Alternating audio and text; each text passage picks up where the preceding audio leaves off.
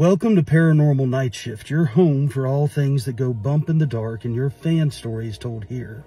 Today's story brings up a really cool topic and one that we hadn't covered here, the topic of your soul. And what do you mean to different people in your life? Gary writes in, we had been at the hospital all day.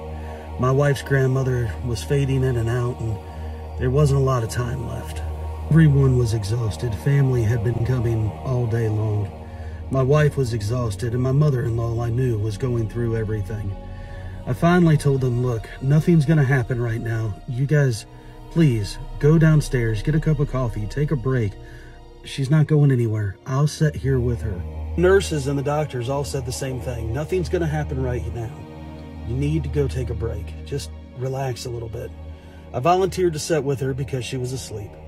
I know it sounds silly, but as a husband, sometimes you just know what your job is. And today, my job is to sit here with Grandma. I'd only been sitting there 5 minutes, and then I heard a knock at the door, which I thought was odd because nobody ever knocked at the door. And there was a well-dressed, younger gentleman, maybe in his 20s.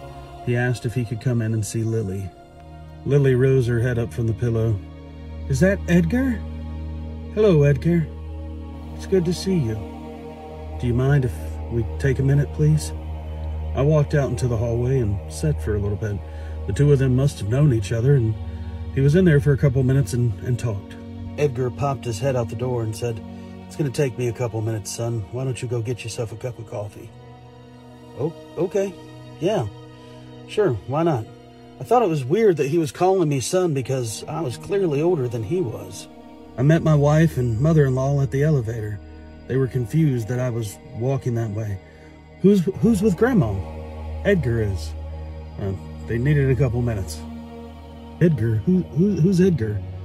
I don't know. Some younger guy. Your grandmother knew who he was. They just needed a couple minutes to talk, I guess. As we're walking back to the room, I see Edgar leaving with a younger woman. Hey, Edgar. Good to see you. The woman turns around and waves, and my mother-in-law just stops right in her tracks. That's my mom. 50 years ago, but that's my mom. And that's my dad. My biological dad. Edgar was Lily's first husband and my mother-in-law's father. Edgar had passed away in a car crash when my mother-in-law was only 2. Lily was only 22, maybe 23 at the time of Edgar's passing. She had remarried and had other children with another man that I knew as her husband. We rushed into the room, and there's Lily sitting on the bed, just smiling, watching TV. Lily, what happened? Who was that? That was Edgar. Oh, yeah, I know. He came to get his part. I told him that I'd love him forever, and a part of my soul will always belong to him.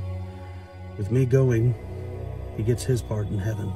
Lily passed a couple days later, but it led all of us to believe that Edgar came and got his part of Lily so that that part could enjoy heaven just as much. We mean so much to so many different people. Lily was Edgar's world, and now Lily was leaving this world, and Edgar wanted his Lily.